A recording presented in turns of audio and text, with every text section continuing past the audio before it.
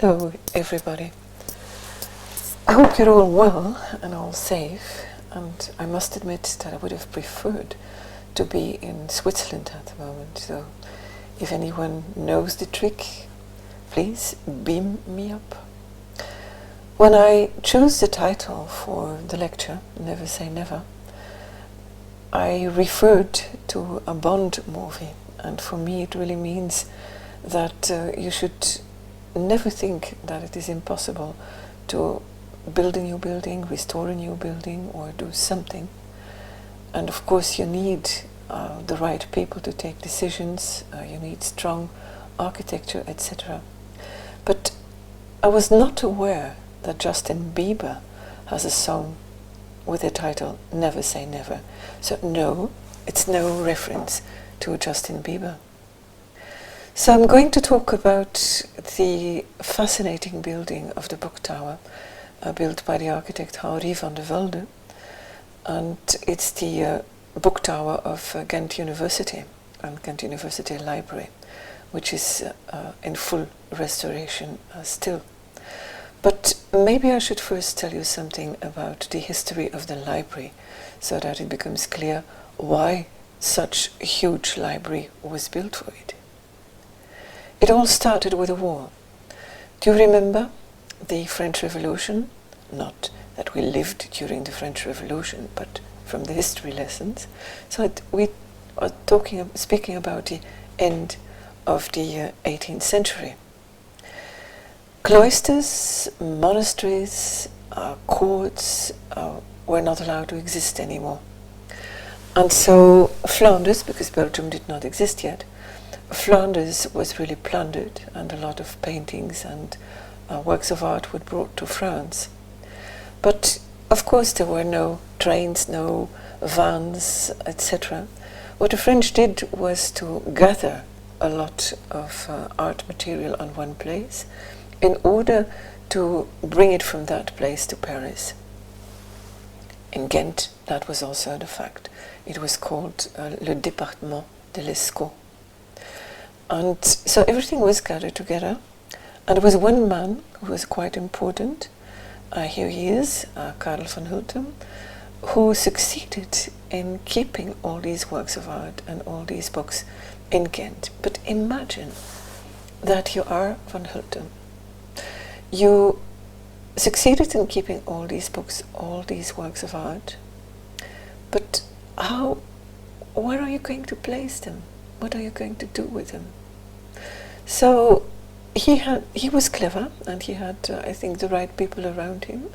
So what I did was to rearrange the churches that were empty and were not used as churches anymore, to rearrange the churches as libraries.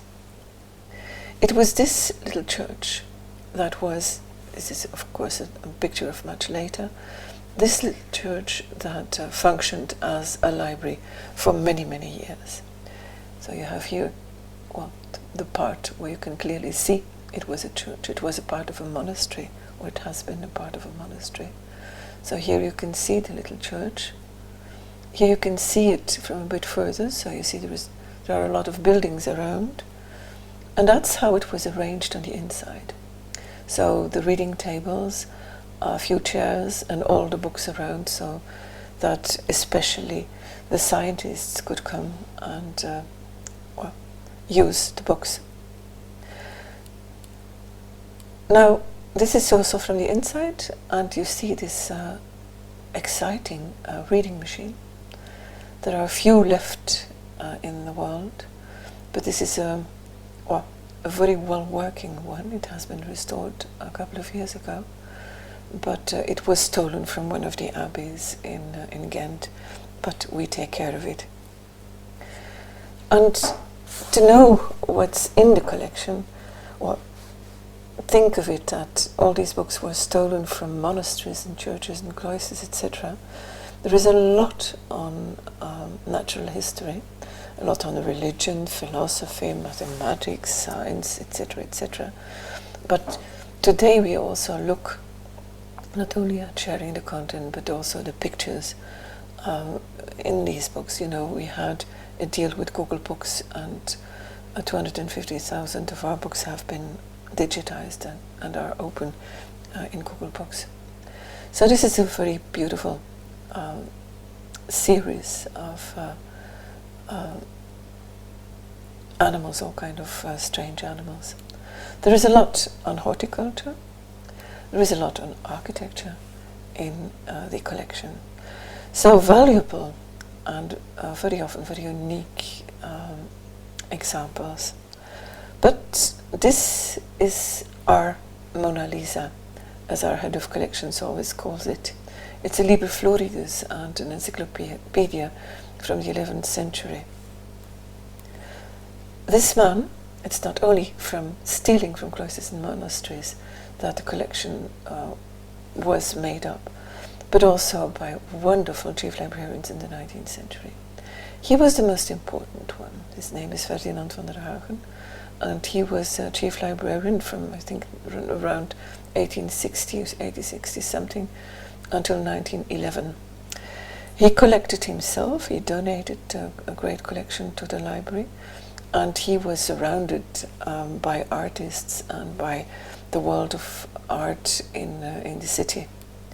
You can see his portrait here, and believe me that all the men around him were really the great painters from that century in Ghent and surroundings. So you can see, I liked him. The problem with the place was that it was surrounded by water. So that means mushrooms, damp, whatever you don't need in a collection. And already Van der Hagen asked to have a new building, but never succeeded during his time. It had to wait until just before the Second World War that the university thought of indeed building a new library. And that was at a completely different part in Ghent. Here you can see a picture just before the buildings were torn down to build the library on the right side of the street. And it was in fact a kind of housing project where hundreds and hundreds and hundreds of people were living in very small houses. They asked, or the university asked, our Henri van de Velde. He was quite known as architect at that time already. I think at that moment he even lived in Switzerland. He had left Belgium after the war because he was suspected from collaboration, but there are no proofs that that really was true. He was working in Germany, but that doesn't mean he collaborated. So Van der Velde, when they asked him to build a library, he must have looked like this already, I think. So he died in Switzerland in 1957. Now, this is the other side of the whole complex that had to be torn down in order to build the Booktower. So you can see it here again from the street in a better view than the first one that I showed you. And imagine what a shock it must have been for the people in the city when this disappeared. All the people that were living there disappeared, and they started building something huge. Most people must not have known what it really was. Huge, in concrete, and with a never-ending tower, because the tower is 64 meters high. So it changed from this view to that view, and that must have been a real shock. So all the books are enclosed, or were enclosed racks within the tower, following the German system. This is another view on the building period of the building and the contrast of the tower with the old houses that have also been torn down.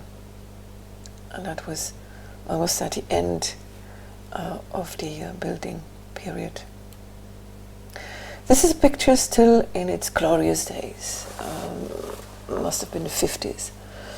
You can see a canopy where students could follow the lessons outside, and the huge tower in all its beauty. Now, when you look at the building and when you're walking in the building, there are three main things that are so important for this architecture.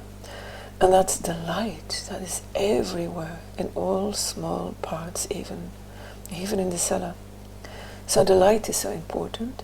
The right proportions. The golden section is everywhere, but also the materials that are used. So the concrete, the steel, the glass, the wood, everywhere. So the marble. And Van der Velde was really forced to use materials that came from Belgium or from Belgian colonies, because it was a building that was paid for by the government. But after years, you can see a difference. Look at the left side, or the left picture, in its beauty, and then the right picture where a lot of things had gone wrong during the years. The concrete was not okay. So the mixture of the concrete was falling apart, which means that everywhere there came holes. So they decided to put a kind of epoxy, yellowish skin on the tower. So that gives the color. But there is more. There has been a period where people were extremely interested in double glazed windows, I understand it, and isolation, etc., etc. And all would have gone well if they had not chosen the standard windows that just fitted into the holes without looking at the right proportions anymore. So the whole top was really spoiled.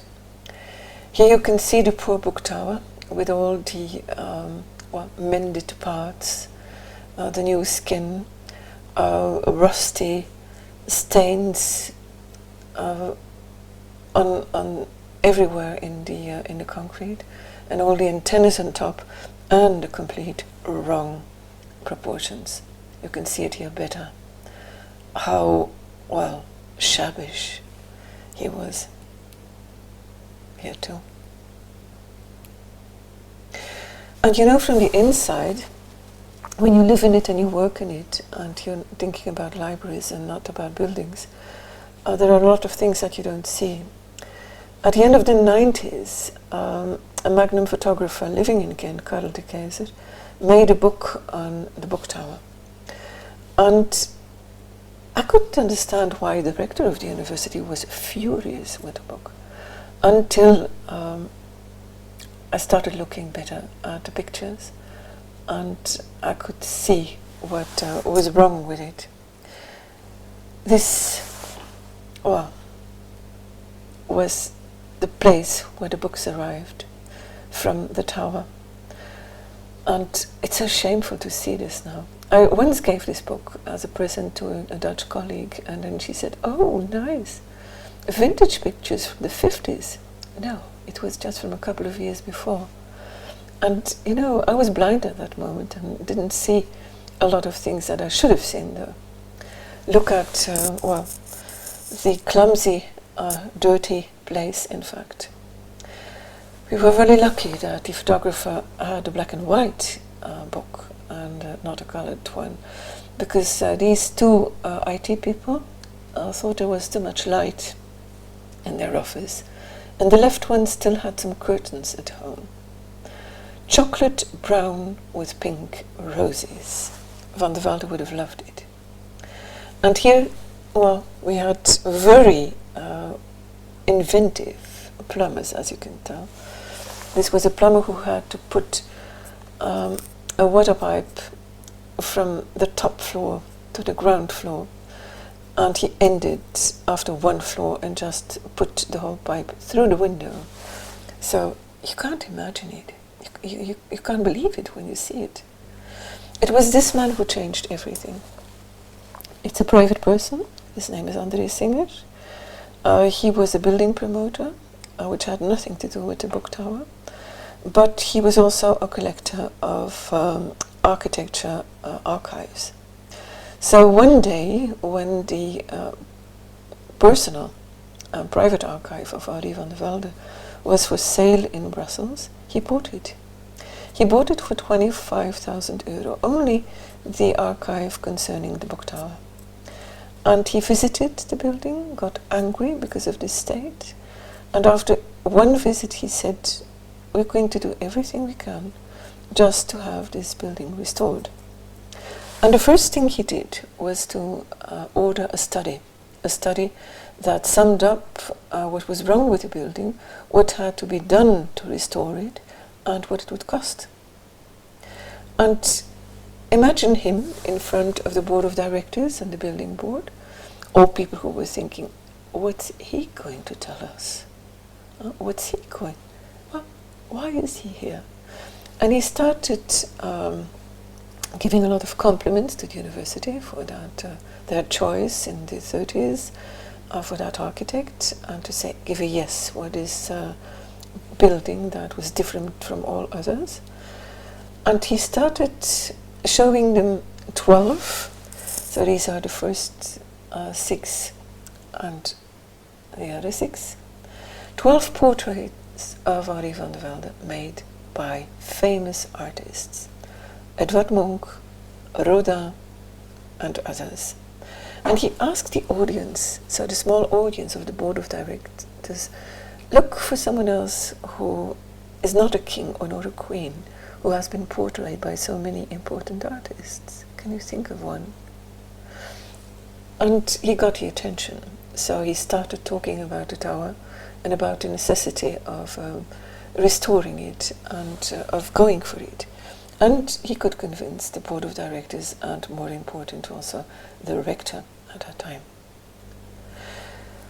Thanks to the Flemish architect who takes care of government and other public places architecture, the couple Paul Robrecht Hildedam were chosen as architects for the restoration.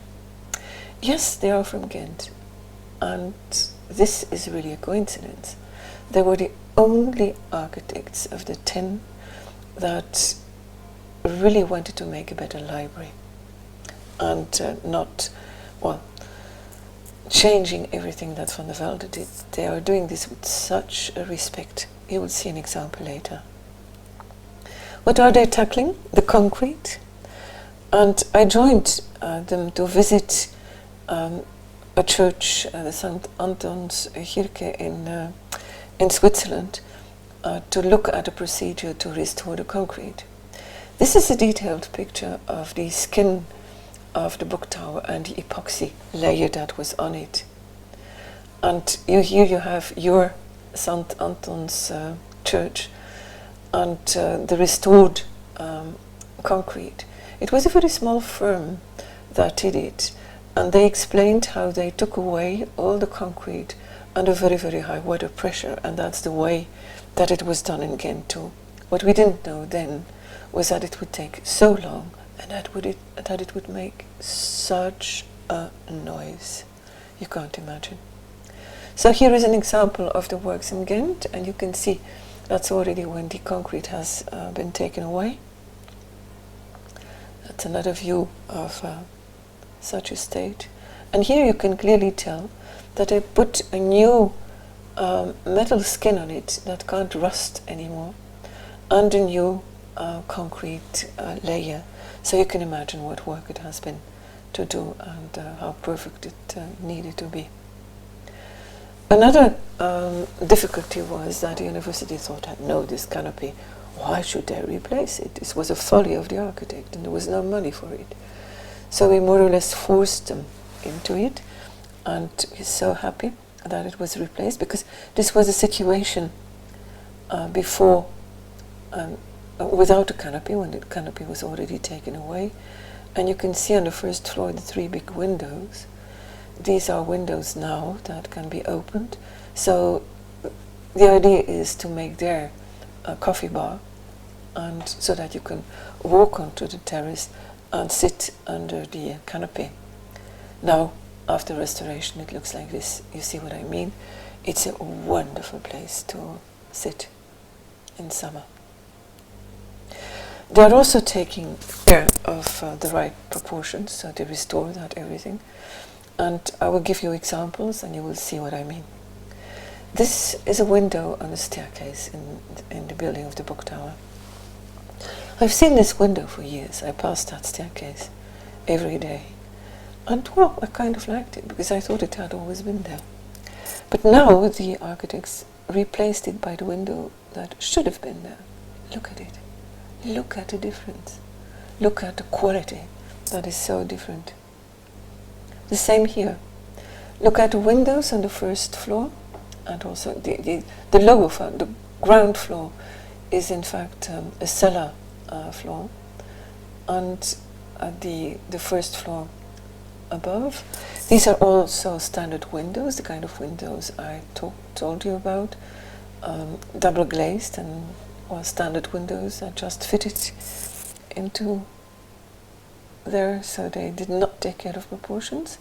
So these were the windows that have been there for many years, and these are the windows that should have been there and that are there now. What a difference. That's from the inside. The big reading place, there too the windows had been replaced in bad proportions, and there is another thing going on too. The tables and the chairs were replaced by a librarian who was so afraid of fire. So he took away the wonderful Van der Velde tables. Fortunately, they were hidden somewhere in the cellar. They took away the Van der Velde furniture and replaced it by these cold Meerhof furniture. Let's hope we get better tables now. The empty ones, so just return here. Look at the shape of the windows.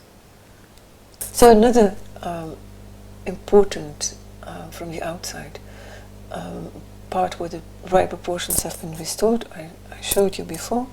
Here you can see the top and the windows. Look very good at the windows here and here. What a difference, isn't it? Now, what about the collection? The collection was in the tower.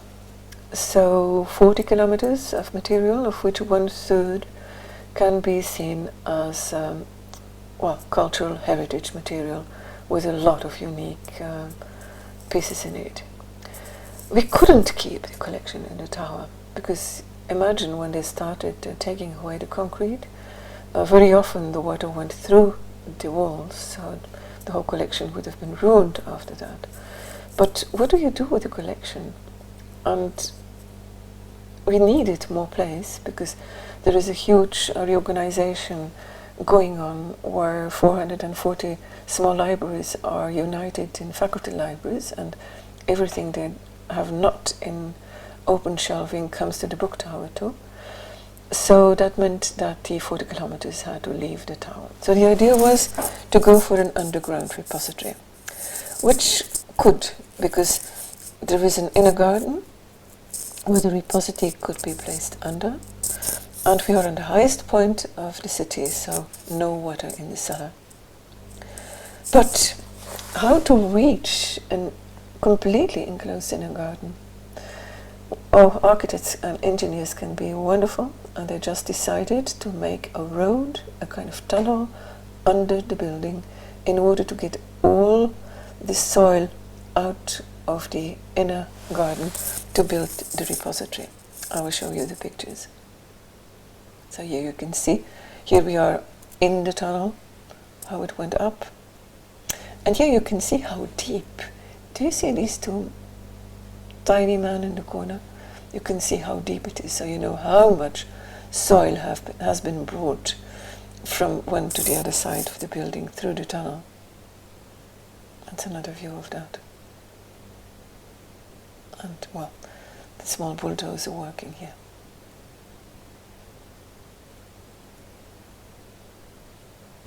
Now moving the collection. Fortunately, we had an open call, and it was a very clever Dutch firm Convoy who did the moving of everything. And they were used to move musea, objects, etc. So they took really care of it, and they had a very clever plan for moving. The collection looked like this. Honestly, this is not really to be proud of.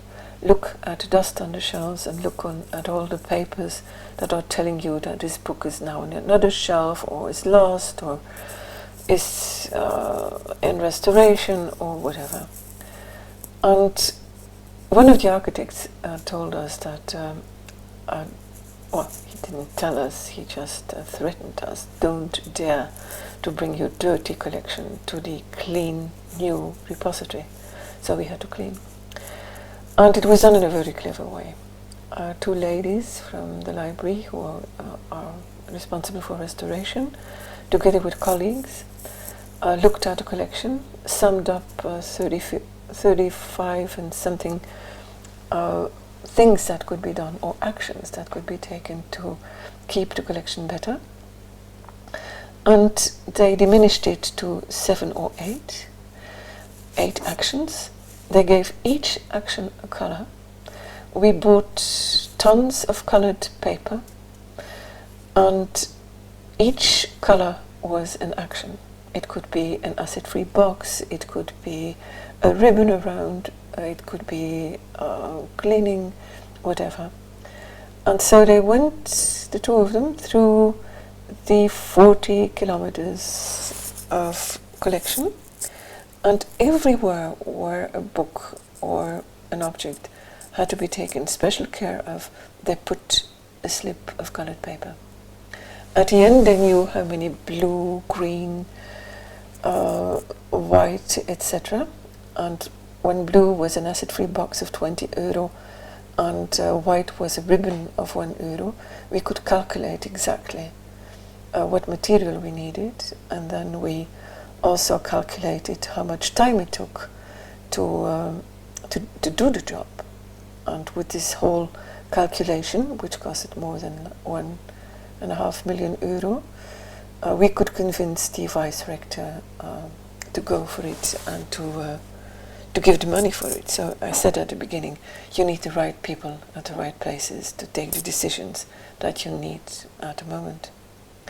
Here's in the middle, you can see the acid-free, the acid-full boxes are replaced by the left acid-free, and everything that was not treated especially, and that were also millions of books, everything was vacuum cleaned. And then it was moved with an outdoor elevator, because the old elevator was broken every third day or something like that.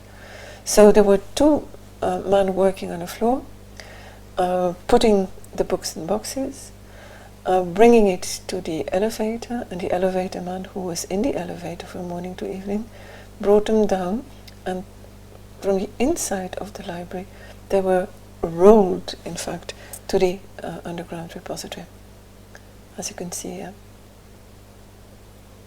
So this is the bright new repository, and this is what it was, what a difference it makes. Now on the other side, and this part of the building, I will probably go back to the faculty, but it's where the library is housed now, and it was prepared for the faculty, but we could make a very flexible, it's a flexible building, so we could make a good running library as long as Corona wasn't there. I think we only closed 1 week to move the people, and the whole service for the books could go on because everything had been moved, and the underground repository, which was also reachable from this side of the building. But look what clever things they did. So this is a cut of 2 floors, and on the roof, in fact, the canopy is now. So you can see that they took away on you see the cellar floor, and then you see the ground floor. So the cellar floor, they deepened it, and that's exactly the place where all these vans ran or drove through to get the soil from the inner garden to build the repository. And so they left again on the right side to the street. So what did the architects do? On this level, on the ground floor level, not on the cellar level, but the ground floor level, they took away part of the floor on the left side, at the window side.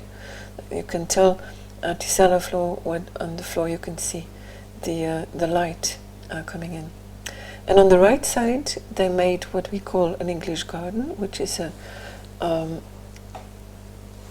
floor that is deepened on the outside, so that you can get the light in from that side as well.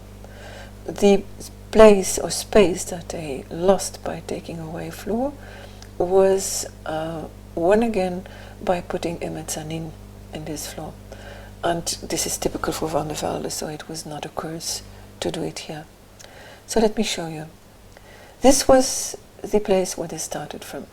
So on the left you have the inner garden with the repository.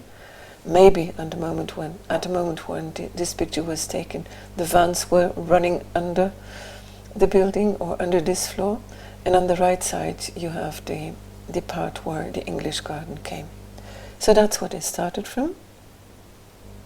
And that's the cellar where they started from. And that's the result from what they did. The floor on the left, that was taken away, the mezzanine on the right. And this is what the cellar became. Light from two sides. There is no electric light on at the moment when this picture was taken, it's just daylight. I told you the building is strong because of its light, and the restoring architects really take care of the same formulas as Van der Velde. This was from the outside, so that's also the part on the right side of the screen that the vans went under the building. So this was what the little garden of the caretaker was. This is what it became. And you can see at the golden door at the left there is a staircase. If you stand on that staircase, you have this view. Isn't that beautiful? Because you know, when we come from the cellar floor, or the lowest floor, that floor is completely the work of the restoring architects. And above, it's Van der Velde. If you can have such a good conversation between a restoring architect and the original architect, oh, for me that's a wonder. And that's another view on that part. Now within the tower, so we have now a repository, that underground repository, where all the books that we have fit in, but from the reorganization in the faculties, millions of books are waiting to come to the tower, and the tower will be climatized now too. This is the view from before, so the light comes immediately on the books, and this is the view now, where you can see they made what they call a box-in-box, so there is a new wall that can be monitored in temperature much better than the old one.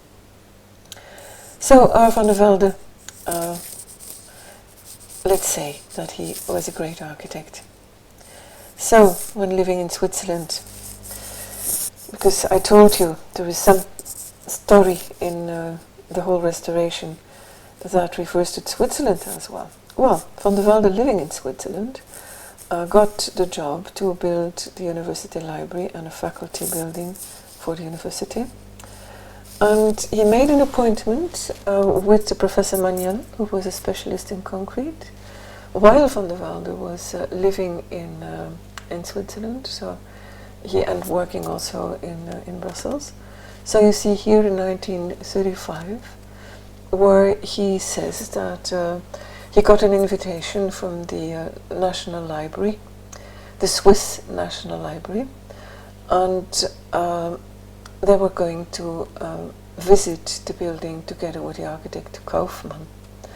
So he says, well, he makes an appointment here that they will go in Bern and visit the library. A couple of years ago, I was asked to give a talk in Bern. And there was some free time before the talk, and so someone showed me around. And honestly, I did not know what I saw. And you will understand when you look at the coming slides. This is your Swiss building in Bern.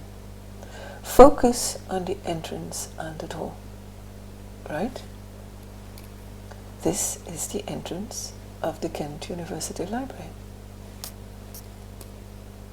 Bern, it's not completely an inner garden, but it's the garden close to the reading room, and with a little pond with a naked lady. Here she is standing up. This is the garden, or the inner garden of the Booktower, with on the left the reading room, with a pond with a naked lady in the middle of the pond. The entrance, oh, it's a shame because I couldn't find the right picture of our entrance. Oh, it's on the right of this picture, the entrance. But you can see from, well, what I mean with the style that resembles each other. This is on your first floor in Bern. This is on our first floor in Bern. This is the reading room in Bern. Look at the ceiling. Look at the windows. This is Ghent. Ceiling, windows. And then, even stranger, there was a building project in Bern. So they built this new staircase that gives today a lot of problems. So they built a staircase in Bern. When I visited, I only knew the drawings of the Booktower and what it would become. And today it's built already. Look at the resemblance. And this is not done by Van der Velde or Kaufman and his environment, but this is done by restoring architects who just put in exactly the same thing. This is Bern again. Look at the pillars. Ghent. Bern. Ghent. Look at the shed roofs for the light. Bern. Ghent. Amazing, isn't it? But there is one important difference there. We have a dog. And you will think, okay, no, she's wrong. No, we have a dog. We have a dog on the roof of the Booktower. It was someone who said one day, okay, you know, you're paying too much attention to the building, to architecture, and you're losing control over stories, the city, content in your building. He wasn't completely right, you know, but I understand what he meant. And he said, why should you add something to the building? Well, people are asking themselves, is it true? They say, there is a dog on the roof, but I can't believe it. Do you know, is it true? Is there a dog on the roof? Yes, there is a dog on the roof. I've heard him. And so that was the reason why that's how the idea grew, to put a little statue of a dog on the roof. We talked to the director, who said, it's crazy, but okay, I will support it, and you can go for it. So, we found this wonderful lady, Greta van Puimbroek, her name is. She is what you call an animalière, so she makes statues especially of animals. And when we first asked her, she didn't feel like it. She was getting older, and it was a lot of work to do. She had a lot of reasons. But after a week she called and she said, well, are you going to come and look at the dog, because it's finished? She discovered that two neighbors had the kind of dog that we were looking for. A fox-like dog, looking a bit up in the sky, and well, not a big dog, not a very small dog, but a dog. And so she asked these two men to have coffee with her twice, and this is the result of a visit, a coffee visit, or two coffee visits in fact. He was the model, Furio. So he is born in Paris, and he lives with two great people. And look at him very carefully. He is white, he has these dark brown eyes, and he has this brown stain on his back. He was going to be put on the tower in bronze on the 12th of November. The reason was that a bronze dog is heavy, and we had to put it, we had to use the crane from the building side to put the dog on the roof. So the 13th of November they would take the crane down, so the 12th of November was the last day we could do it. And on the 11th of November, believe me or not, 33 members of the family of André van der Velde visited the Booktower for the first time and had their family reunion there. So I thought, okay, I should show them or tell them about the dog that we would put on the roof next day. And I presented it like I'm presenting it to you, the lady who made it, the dog who was a model. And it was completely silent in the room. Here you can see the dog on the crane, the thread on the crane. It was a dummy, this one. It was the polyester foam to see where we could put him. So you understand how we put the dog on the roof. That's the way he's sitting there now, looking at the east, where the sun comes up every morning. And while I was telling this, one of the members of the Van der Velde family, the grandson of Van der Velde, told me that that was also the reason of the silence in the group, that the dog that I had shown looks exactly like André van der Velde's dog. So again, Furio, the model, and look here at Van der Velde's dog. By the way, this is a picture taken in Switzerland where he lived, and look at the stain on the back of the dog and the dark ears of the dog. Isn't that amazing? And do you remember that I told you about the building that they had to tear down in the 30s in order to build the Booktower? Look again at the dark ears and at the stain on the back. And this picture of the building that was torn down to build the Booktower. Look who's in the middle of the street. Also a fox dog with a brown or a black, I don't know, stain on his back and dark ears. So, do you understand why we have a wedge dog on the roof? Thank you.